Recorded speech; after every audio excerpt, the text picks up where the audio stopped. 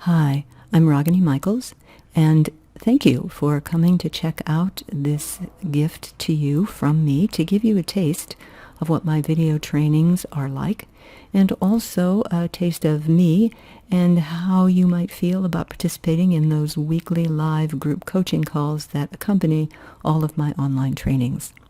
Okay, so thank you for coming, and let's jump in and give you a taste of what this Transforming Problems into Solutions headline is actually all about. Okay? So clearly, this is the goal of every facilitator. We want to transform the client's problems into their desired solutions or their desired state or their outcome or their goal. Now, in today's world, your clients want this fast. They don't have the time, they don't have the money. So the question is there a key to help you expedite these two goals? And I'm happy to tell you, yes, there is a key. And the key piece of this puzzle rests at the heart of the matter. And anything that is at the heart of the matter means that it's the essence of it. It's the core. So you can be aware of this essence and utilize it or not. But my goal here in this little video is to help you be aware of it and to also show you how you can utilize it in a way that will help you expedite your arrival at the client's solution. So the key is an underlying structure that accompanies all change. It's a pattern at the core of all work with people that remains and is followed by the facilitator, no matter how complex the technique or the process being followed. Now, clearly, if this exists and is going on outside of your awareness, bringing it into your awareness and utilizing it consciously and purposefully can only help you be more efficient and effective with your client and expedite that original goal. Utilizing this structure, once you become aware of it, will help you stay clear and focused on the task at hand, which is to provide the guiding compass for your client to navigate the distance between their problem and their solution or desired state outcome. And it will help you minimize the issue that often happens when you're beginning for the first few years of getting lost in your client's story. Clients' stories are very powerful, and because anyone in this field has a big heart and has a lot of compassion and empathy, it's quite easy to get lost. So this will help you stay away from that. It will also help you navigate the complexity of human transformation. Now you see this little Earth over here, and all those little things around it are the GPS, Global Positioning Satellites, okay, our systems. And those help us locate where things are on the Earth.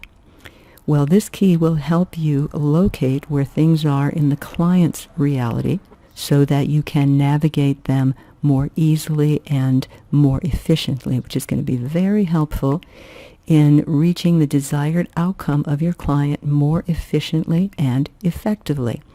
And of course, when that occurs, you will then begin to get even better or more fabulous referrals, which is, of course, what you want if you're in private practice. So here's the structure. Here's the pattern that's underlying all things. The essence of all change work is down into a little equation here. PS plus RS equals DS.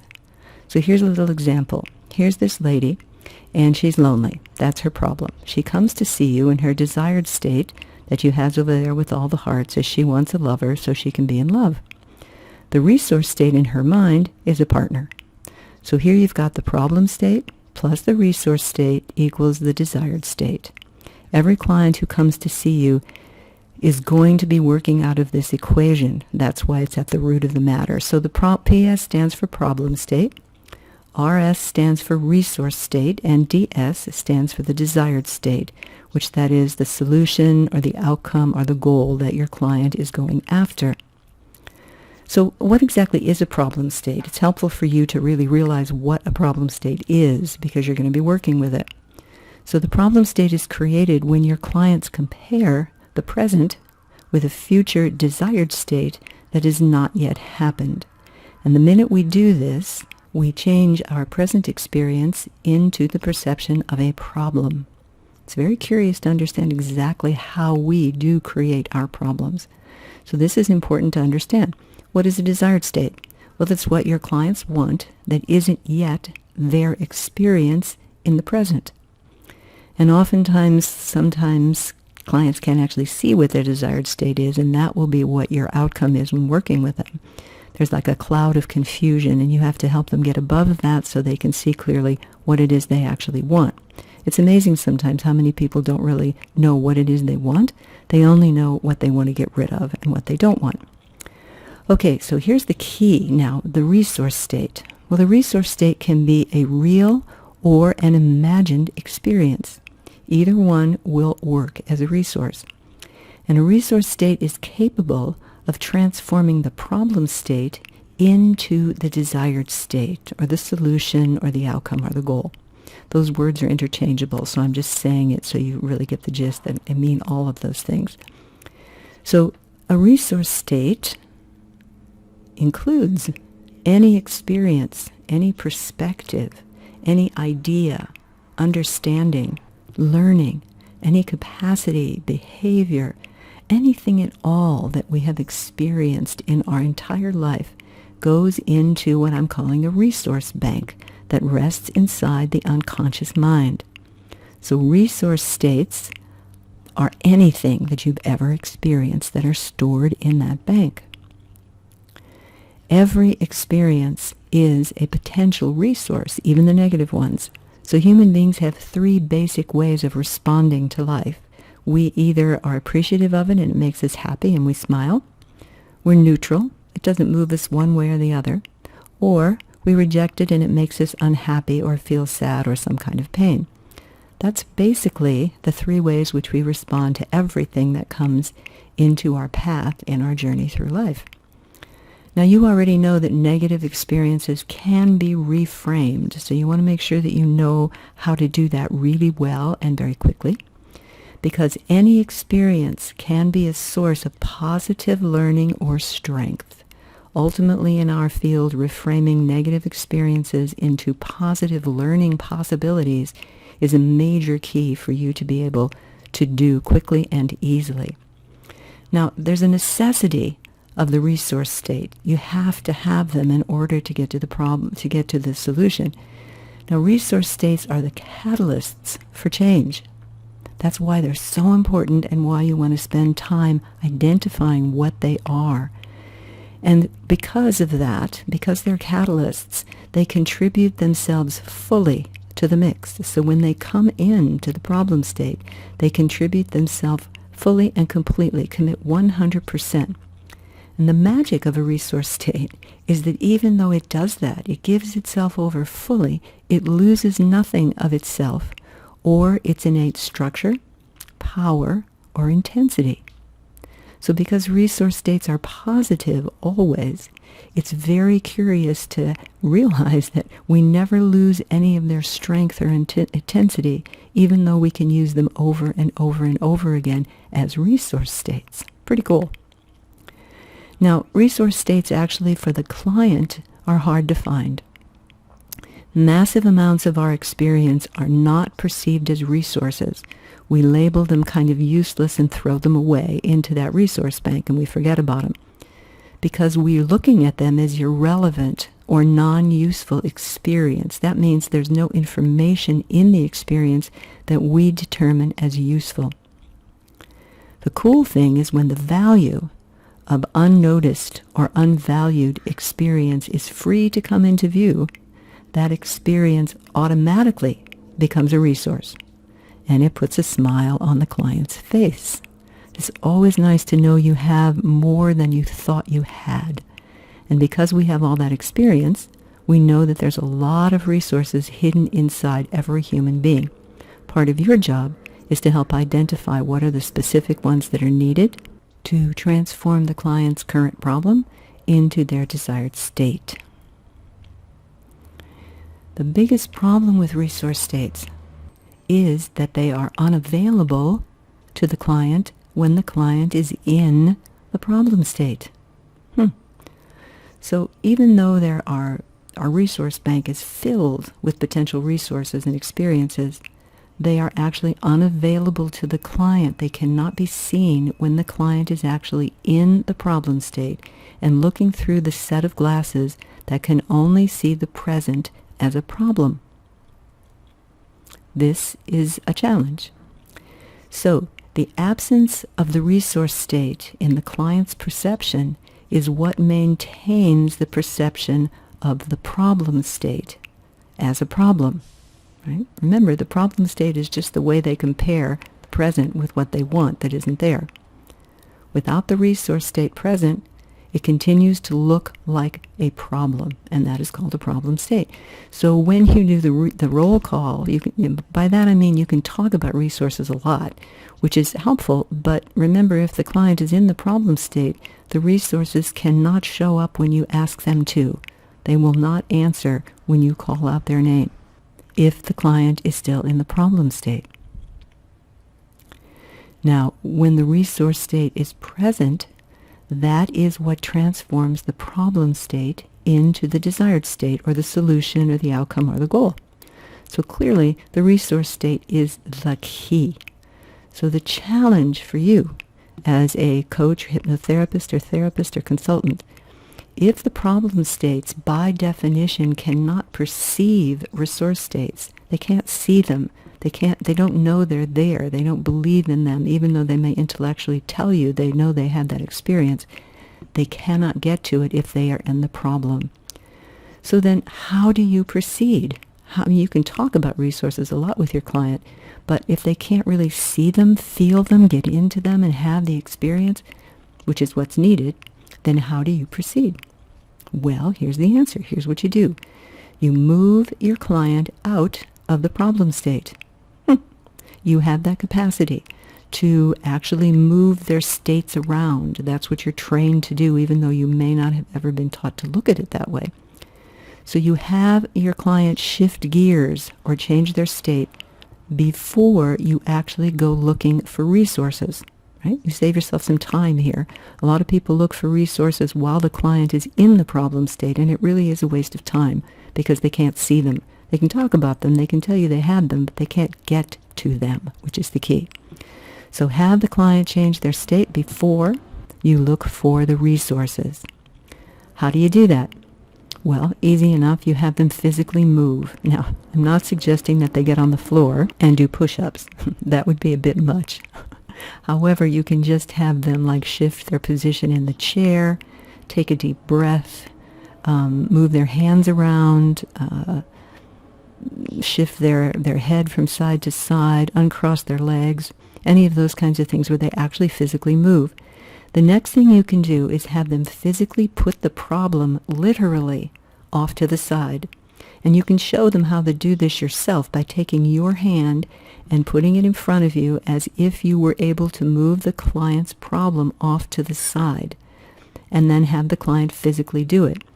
If it keeps popping back, they can literally put their hand up, as you see this little guy doing, to hold it at bay. These physical things, tiny as they are, will make a huge difference in allowing your client to actually access their resources, which is what needs to happen in order to transform the problem into the solution. So there are a number of categories of resource experience, which you probably already know. One is nature, of course. All of the natural workings of the body, your digestion, the way your brain works, the way your left and right leg move together, the way your right and left brain hemisphere work together, each one in charge of their own specific specialty. There's a lot of things about the body that you can draw upon as a resource when you need it to direct the client's perception to a new way of looking at the present instead of as a problem. Small details of everyday living, like when you were a kid, learning how to take that little spoon and get it filled with that soup and carry it all the way up that distance to your mouth and open up your mouth and put that spoon in at the same time, move it without spilling anything and keep your mouth open, get it inside and then close those lips and pour it in and keep the liquid inside. Very complicated activity which every one of you has accomplished, as has your client. So little tiny things like that, tying your shoelaces, buttoning your shirt, those kinds of things. There are also the big patterns of everyday life that are resources, like, for example, having to complete everything you were given to do in third grade in order to get into fourth grade. These begin the essence of responsibility. Earlier, if you have parents who give you chores, you begin to develop that big pattern that is so essential to being able to be successful in adult life. So big patterns, things like that people do every day. These are all potential resources. Now, when you bring a resource into the equation and you have the person in that resource, the intensity of that state must be equal to or more intense than the problem state. So just as a clue for you, the resource state has to be equal to or greater than the problem state in intensity. That is in how fully the client can experience it and bring it to you. So if someone is feeling inadequate and they do have a place in their life where they're felt confident, but it's pretty weak, you want to have the client amplify it, exaggerate it to show you that they can do that and to build up the intensity of the resource state. Robert Dilts once called this a neurological commitment to the experience. Oops, I pushed the button too fast. I'm going to go back because I like that thing. It's kind of cool.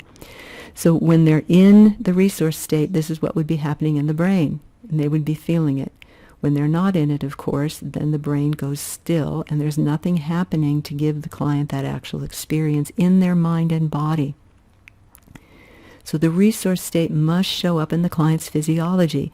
So if your client says the resource state is being calm, like they want to bring it from their meditation practice or from retreats where they go, you want to be able to see them reproduce that state in your office. Okay? That's what you want to see. So you can see that it's strong, at least as strong as, if not stronger than, the problem that shows up in your client's physiology. Now, when the resource state hits the problem state will transform itself into the desired state. Remember, that is because the resource state acts as a catalyst. So here's a little example. Here's the caterpillar. Something in him decides that he wants to make some changes. What happens is he starts to weave from his own doing, without him even knowing it, a cocoon that locks him in. This is the resource state. And what happens as a result? The desired state of having the ability to see from a new point of view emerges, and the butterfly can see now how Earth looks from the sky instead of being limited to the perception of only seeing the Earth while being on it. Pretty cool. That's just one example of exactly how it works. That's a great analogy or metaphor to use with your clients. So there are two ways to deliver the resource to the problem, which must happen, because remember, the resource lives in a different category of experience than the problem. It must be in a different area than the problem state. So the two ways to deliver resources to the problem state is via anchoring and reassociation. And these are two major skills that I work with you to master in the focus of other videos in my certification training for an NLP coach. So I'm not going to go into those here today, but just to let you know, there are those two ways that you have to use to deliver the resource to the problem in order for the desired state to arise.